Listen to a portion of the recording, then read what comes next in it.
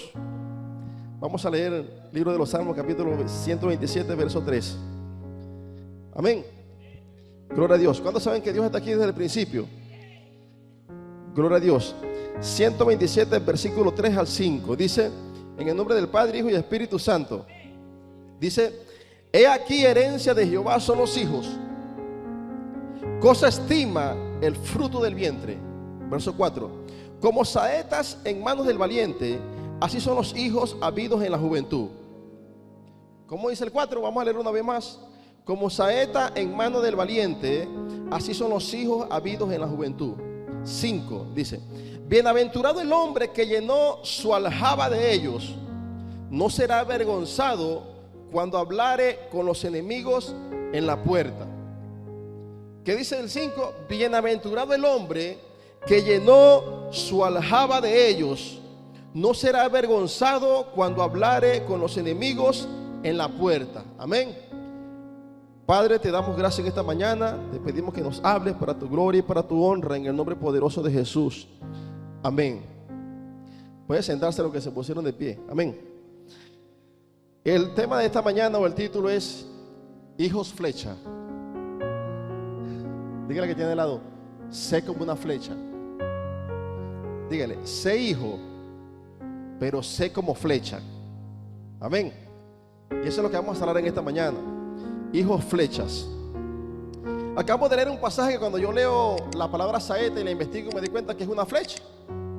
Es una flecha. Y cuando la Biblia dice que como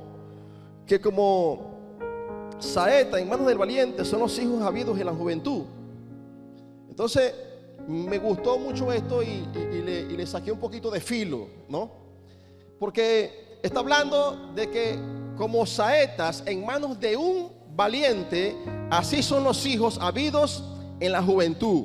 Amén. Entonces, una de las cosas que nosotros tenemos que entender es que nosotros somos hijos de Dios. ¿Cuántos son hijos? ¿Seguro? Gloria a Dios. Entonces, ¿qué es la flecha? Cuando yo la estoy investigando, me di cuenta que la flecha pasa por 3 etapas. La primera etapa es la etapa de la formación. La segunda etapa, la etapa del reposo. Y la tercera etapa, la etapa del estiramiento, ¿no? Entonces, ¿quién es la flecha o qué representa la flecha? La flecha representa a Jesús Chirino. En otras palabras, la flecha soy yo. El valiente es el pastor y Dios, como usted lo quiera poner.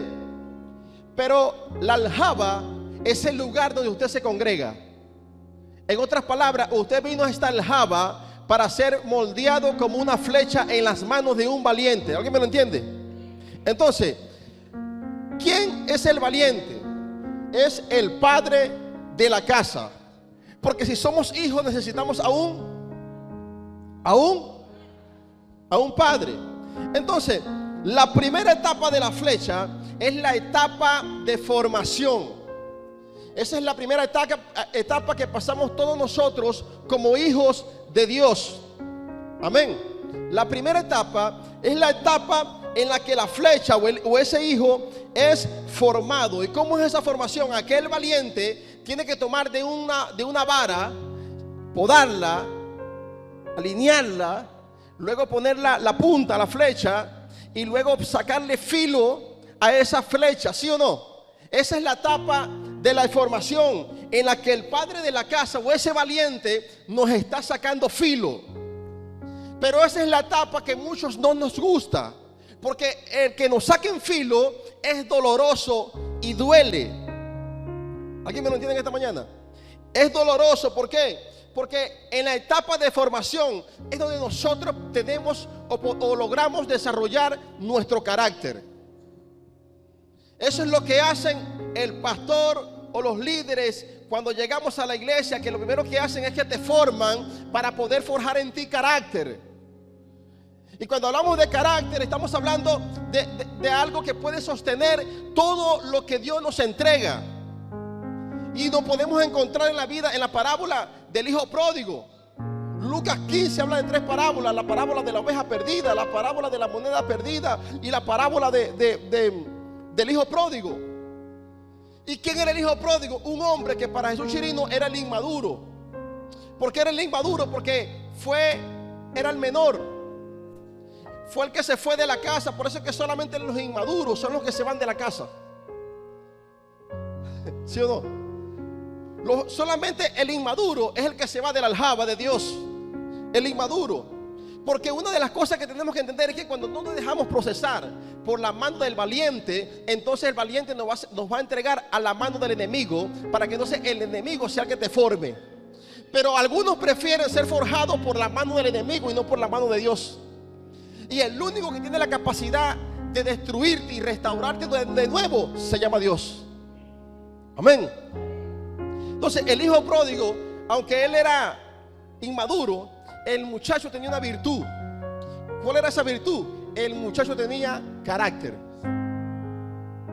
El líder Giovanni tenía carácter, el hijo pródigo. ¿Por qué digo perdón, no tenía carácter? Tenía visión, pero no tenía carácter. Discúlpeme esto.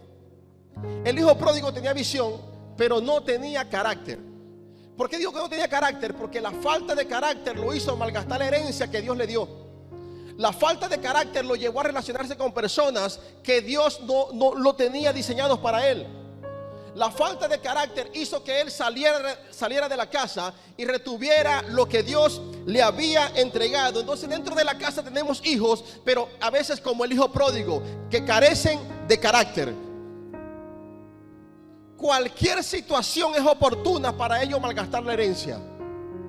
Y comienzan a quejarse, a murmurar, malgastando la herencia.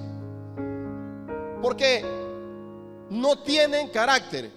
Y para poder retener la unción, que es lo que el valiente quiere que tengamos, el valiente se empeña o se esfuerza en que ese hijo tenga mucho carácter.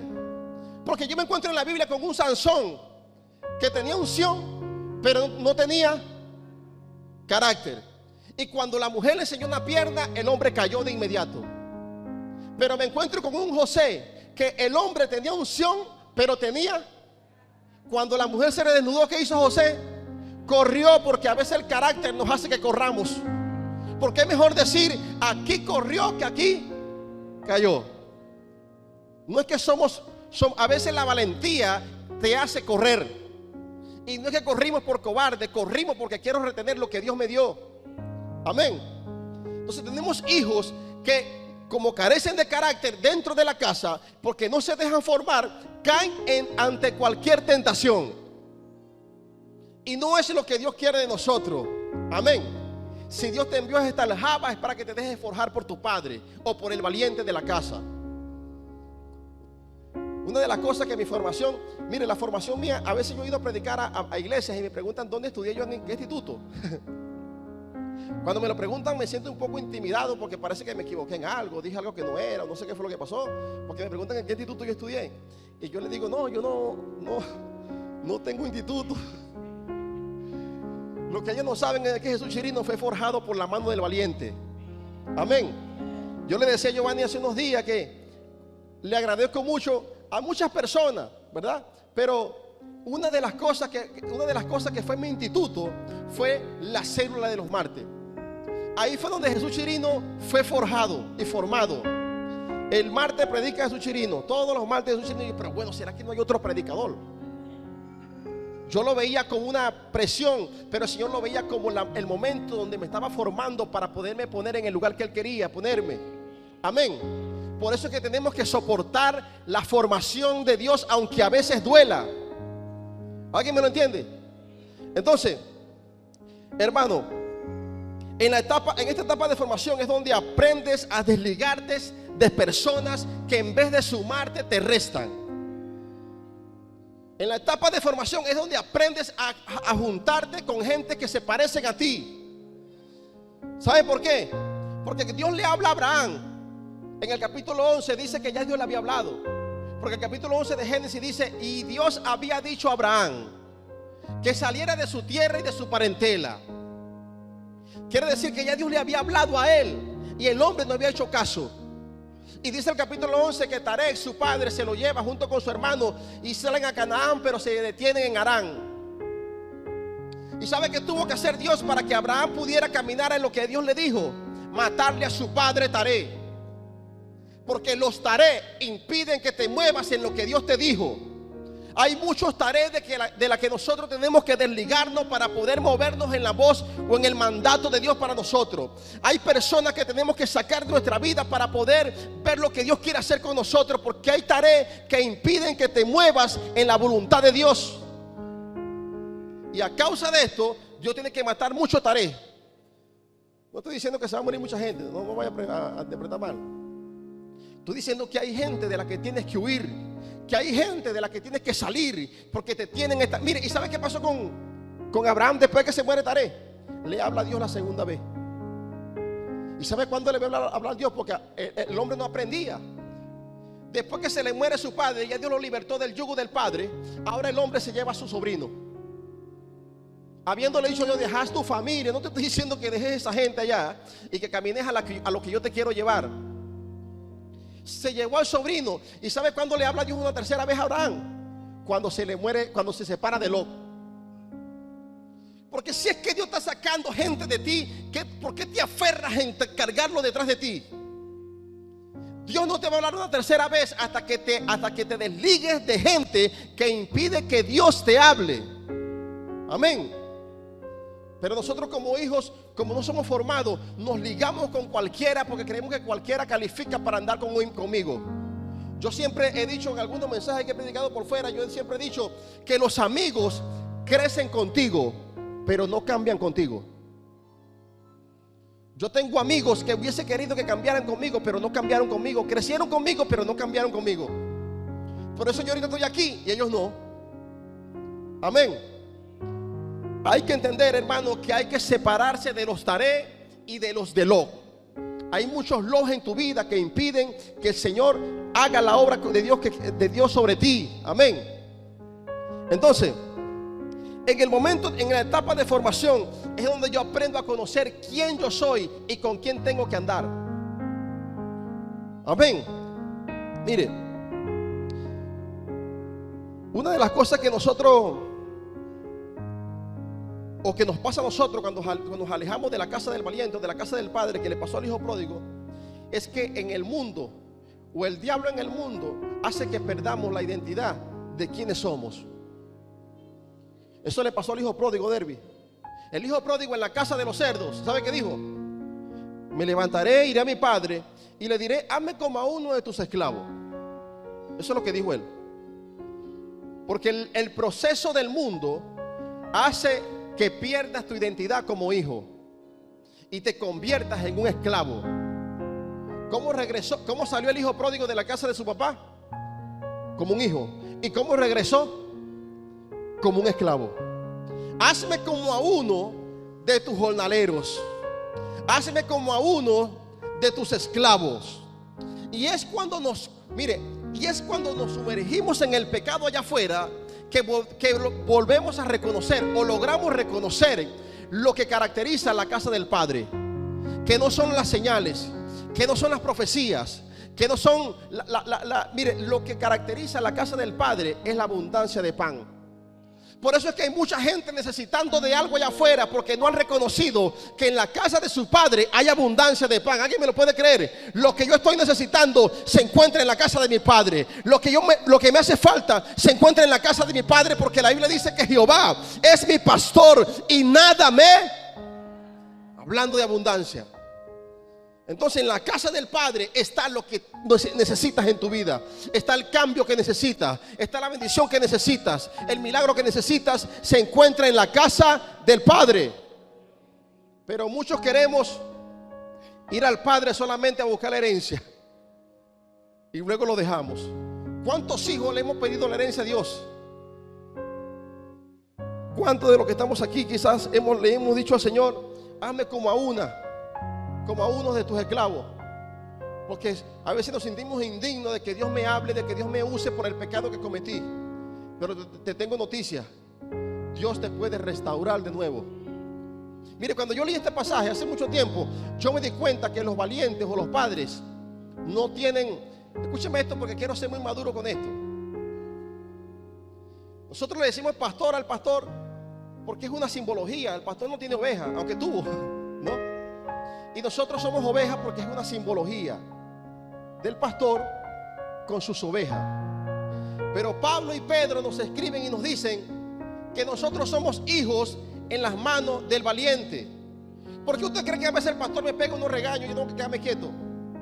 O cuando el pastor, usted a veces tiene miedo usted peca y usted sabe que pecó y usted tiene miedo a venir a la iglesia porque sabe que lo van a regañar.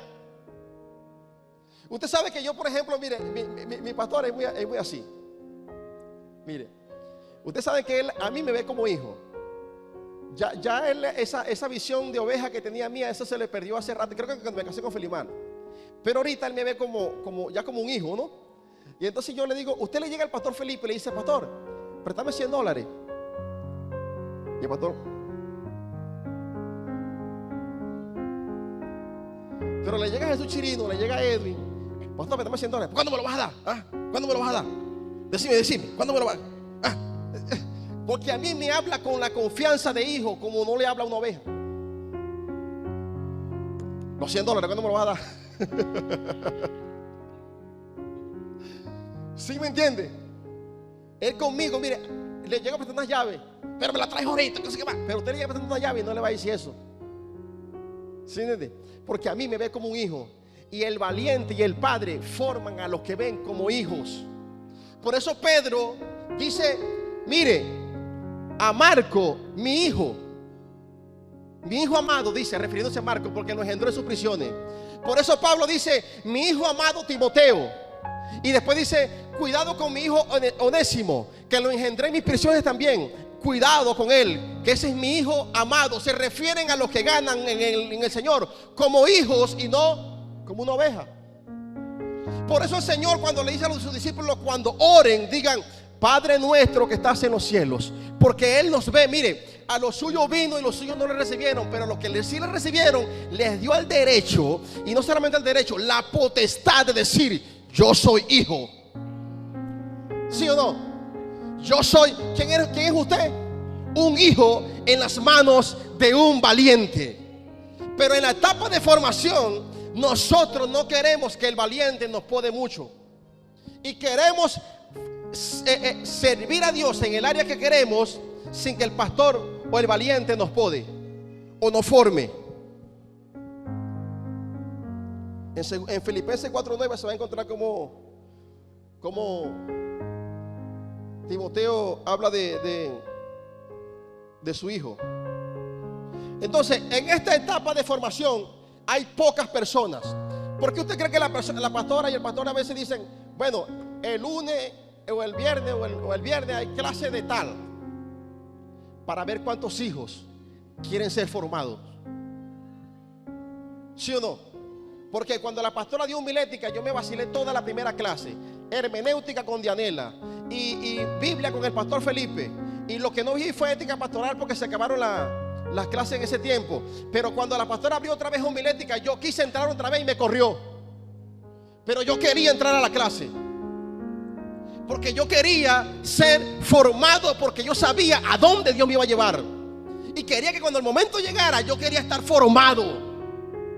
¿Alguien me lo entiende?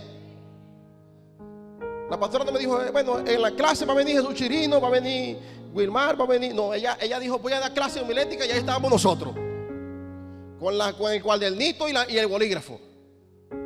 Porque necesitaba ser formado para poder estar firme donde Dios me iba a poner. La formación es lo que te da firmeza. Pero hay hijos que no quieren ser flecha. Como flecha, como saeta en las manos del valiente. Así son los hijos. Pero hay muchas flechas por ahí huérfanas de padre. La segunda etapa es la etapa de reposo. La primera es la cual? La etapa de formación. Y la segunda es la etapa de reposo. Y escúcheme, reposo tiene que ver con estar sentado.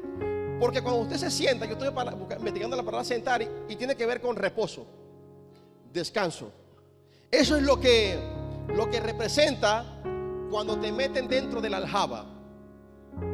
Fíjense, ya ustedes fueron formados. Ahora, después de la formación, les va a tocar pasar por una etapa de reposo o de descanso o de estar sentado.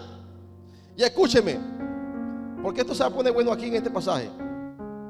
Dice, Segunda de Reyes 6:32, dice: y Eliseo estaba sentado en su casa, y con él estaban sentados los ancianos. Y el rey envió a un hombre, mas antes que el mensajero viniese a él, dijo Eliseo a los ancianos: ¿no habéis visto cómo este hijo de homicida envía a cortarme la cabeza? Y escuche, Ezequiel capítulo 8 verso 1 dice: en el sexto año, en el mes sexto, a los 5 días del mes, aconteció que estando yo sentado en mi casa, y los ancianos de Judá estaban sentados delante de mí, y allí se posó sobre mí la mano de Jehová el Señor. En la etapa de reposo estamos sentados.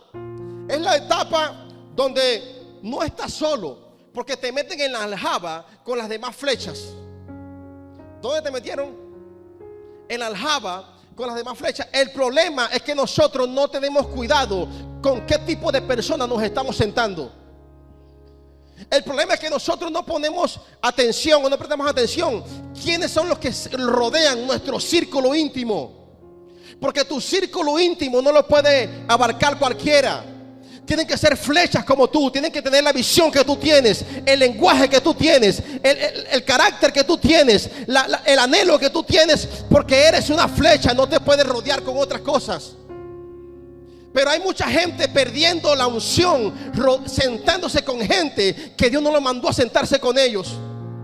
Y quizá usted me está diciendo a mí: ah, pero Cristo se sentó con pecadores. Sí, Cristo se sentó con pecadores, pero para convertirlos a ellos en Él. Usted se sienta con pecadores para convertirse en ellos. Termina hablando como ellos, termina haciendo chistes como ellos, termina haciendo las cosas que ellos hacen, y no los convierte a ellos en... ¿Alguien me lo entiende en esta noche, en esta mañana? Que nosotros tenemos que rodearnos de personas que se parezcan a nosotros, o que por lo menos ya hayan llegado donde yo quiero ir. ¿Por qué? Porque nos estamos sentando. Por eso el salmista decía: bienaventurado el varón que no se sentó en silla. Pero nosotros somos buenos para sentarnos en la silla y escarnecer a la gente. Porque es que mire, en la etapa de reposo es donde ya usted es formado. Usted ya sabe alabar, usted ya sabe tocar un instrumento, usted ya sabe predicar, usted ya sabe orar, usted ya sabe hacer todo. Y usted está diciendo: pero bueno, ¿por qué es que no me lanzan a mí? ¿Sí o no? Esa es la etapa de reposo. Usted se cree ya un experto. Usted dice: yo manejo mejor mensaje que el pastor Felipe, yo manejo mejor mensaje que la pastora Mari, hasta Jesús Chirino, Jairo. Mire, ahí me tiran en ese púlpito y la gloria va a derramarse. Estás en la etapa de reposo. Solamente el valiente decide cuándo te lanza. Hasta que el valiente no te lance, sigues sentado en la silla, sigues estancado, sigues parado en el proceso, porque solamente el valiente sabe cuándo te va a lanzar. Pero en esa etapa de reposo es donde entra la desesperanza. Mire, usted sabe que una vez, yo no digo mucho testimonio. Usted sabe qué raro usted que se acuerde de un testimonio mío, porque yo no digo testimonio. Pero una vez fui a predicar a Valencia, la segunda vez a Valencia. No, perdón, la primera vez a Valencia. Y cuando me pongo unos audífonos, porque uno cuando va a viajar, y a mí no me gusta mucho dormir en el camino, en los buses, no me gusta dormir. Y me pongo los audífonos y yo voy. Usted sabe que a veces no se le olvida que va en un ombú, y más con una música que toca el espíritu tuyo. Y yo estoy escuchando la canción que dice: vine a adorarte, vine a postrar. Y yo estoy escuchando la música, pero el bus. Y cuando yo comienzo a cantar la canción, vine a decir. Y cuando abro los ojos, veo que tengo un hombre al lado. Y yo veo que el hombre está al lado y el hombre me está mirando, y yo: vine a decir que eres. Ya tenía que seguir para adelante, ya había vivido entre la boca.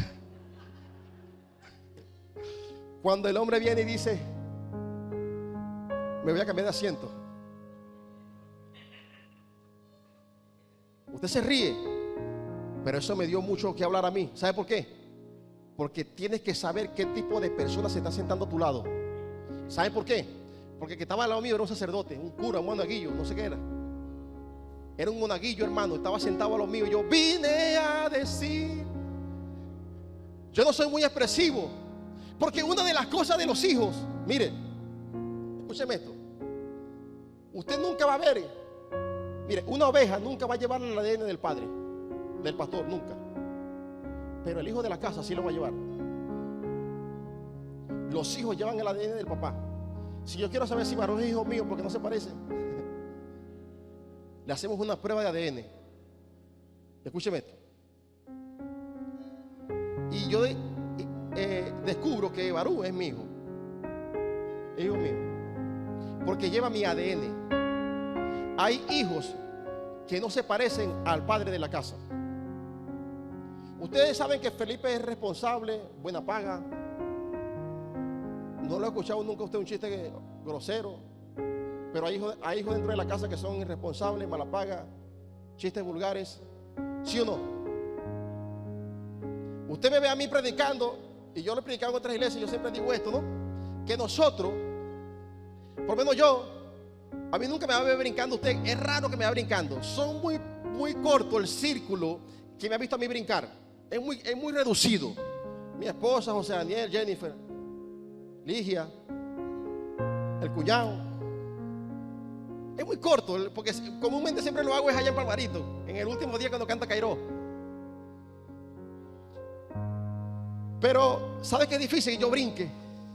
Porque el papá mío no brinca. Y yo no se parece al pastor de la iglesia. ¿Sí o no? El padre de la casa, ¿cuánto han visto a Felipe brincando aquí? La gente se ríe. Y por eso es que no digo que sea malo yo el brincar, porque uno se goza con los que brincan, porque uno quiere brincar como ellos, pero parece que no se ve como ellos uno, ¿verdad? Yo es que si yo brinco parece que me veo muy feo, dice uno. Sí, pero no. El hijo siempre tiene que parecerse al padre. Pero en esa etapa de descanso, de estar sentado, hermano, entra la desesperanza. Porque queremos salir. Queremos que nos conozcan, queremos que nos vean, porque nos sentimos con fuerza, nos sentimos con gallardía, creemos que tenemos la elocuencia, pero solamente el valiente va a decidir cuándo toma la flecha y cuándo la lanza. Si no te han tomado es porque todavía necesitas estar un poco más en descanso. Porque es que en el descanso el valiente va a notar si la formación que le dieron, ¿me lo entiende? Es en la etapa de reposo donde el valiente va a notar si esa formación que él le dio, él la está usando y la está aplicando en su vida. Porque a veces como nos creemos más inteligentes que el que nos enseñó, que a mí me parece que así es mejor. A mí me parece que yo funciono mejor así. ¿Sí o no? Hay mucha gente así. Y el valiente dice, no podemos sacar esa flecha todavía porque tiene una curvatura ahí que no quiere. Si la lanzamos se va para otro lado. Así pasa. Entonces, esa es la etapa de reposo. Y quiero darle rápidamente porque nos viene la Santa Cena. Y hay unos hijos ahí que parece que me van a lanzar la flecha ya. Entonces, viene la tercera etapa. Es la etapa del estiramiento. La etapa, mire, el valiente ya formó la flecha, la pulió, le sacó filo, la puso como él la necesita, para la presa que él necesita, y luego agarra esa flecha y la mete dentro de la aljaba. ¿Dónde la pone? Dentro. El valiente, cuando va a usar la flecha, el valiente saca la flecha y la flecha en el arco da hacia atrás, de esta forma, ¿no? Ella va hacia atrás. Ese es el problema de mucha gente, que piensa que porque te ven barriendo estás atrasado. Mire, hay gente que dice, pastor, yo quiero predicar un lunes o un domingo, y el pastor te manda a lavar los baños. ¿Sabe por qué? Porque te están estirando. Cada vez que el pastor te dice, hermano, para que me cierren los portones, te están estirando. Cada vez que el pastor dice, ¿quién ayuna el lunes? Te están estirando. La gente dice, no, pero el hermano está atrasado. Y usted dice, no, es que no estoy atrasado. Lo que pasa es que me están estirando. Me están estirando, porque mientras más me estiren, más lejos llega la flecha. Mientras más le den para atrás, más lejos va la flecha. Y el padre de la casa necesita flecha que cuando la lance caigan en Colombia, caigan en Dominicana, caigan en Estados Unidos, caigan en Panamá. Él está estirando la flecha porque él sabe que mientras más las estira, más lejos llega la flecha. ¿Cuántos son flechas aquí? A mí no me importa el dolor que produzca el estiramiento. A mí lo que me interesa es que cuando salga yo voy a llegar muy lejos. Una de las cosas que hace el valiente es que el valiente tiene la flecha dentro de la aljaba. Escuche. Y el valiente comienza a caminar. Y resulta que ve un cachicamo. Y el valiente no va a sacar una flecha. Para un cachicamo no. Agarra una piedra. Y sigue. Una iguana y le cae a piedra. Él no va a gastar flecha en iguana. Y resulta que se encuentra otra cosa, lo que sea que a usted le pase por la mente, y él no va a usar la flecha. ¿Sabe cuándo él va a usar la flecha? Cuando se encuentre la mejor presa. Porque el padre de la casa sabe qué flecha tiene. Una de las cosas que cuando sabe, mire, sabe qué significa cuando el valiente está tirando la flecha para lanzarla. Ya el valiente no mira la flecha. Él está así y él no está mirando la flecha. Él no la está viendo. ¿Sabe dónde está mirando él? A la presa, en el destino donde va a lanzar la flecha. ¿Sabe por qué? Porque ya sabe que la flecha que tiene en el arco ya está formada. Sabe que la flecha que tiene en el arco ya pasó por una formación, por una etapa de reposo. Y ahora él está mirando el destino donde la va a lanzar. Por eso es que no importa. Mire, el valiente de la casa siempre tendrá el ojo en el destino a donde Dios te va a querer llevar. Por eso te procesan, por eso te forman, por eso te mantienen ahí sentado, para tallarte y darte la medida, para que caigas en el destino donde el Padre puso el ojo. ¿Alguien me lo entiende? Mientras más te estiran, más lejos vas a llegar. ¿Alguien me lo cree?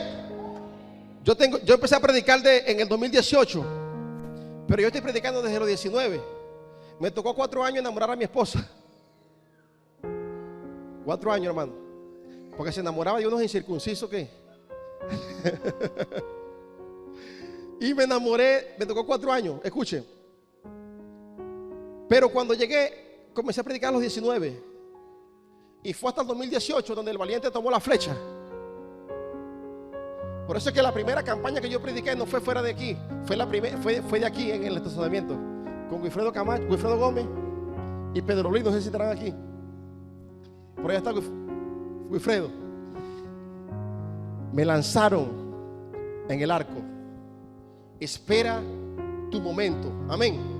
Porque el valiente está tomando la flecha que tenga más, que esté más derecha, que no tenga curvatura, que no tenga golpe, que no tenga desviaciones, porque esa es la flecha que Dios va a lanzar en este tiempo que estamos creyendo que Dios va a hacer algo con nosotros, que Dios va a hacer algo con el venado, con Venezuela. Pero alguien tiene que levantarse y decir: yo soy un hijo de la casa, pero también soy una flecha, y no me importa si estoy en la etapa de formación, me voy a dejar formar, o si estoy en la etapa de reposo, voy a esperar mi momento, porque yo sé que un día el valiente va a tomar el arco y va a lanzar la flecha. ¿Alguien me lo puede creer en esta mañana? Que Dios te va a usar, que Dios te va a levantar, vas a ser estirado, vas a ser lanzado, vas a llegar a tu destino, vas a llegar a lo que Dios te dijo. ¿Alguien me lo puede creer? Que no estás olvidado, estás siendo procesado. Dios no se olvidó de ti, solamente te están dando la forma para que Dios te pueda usar.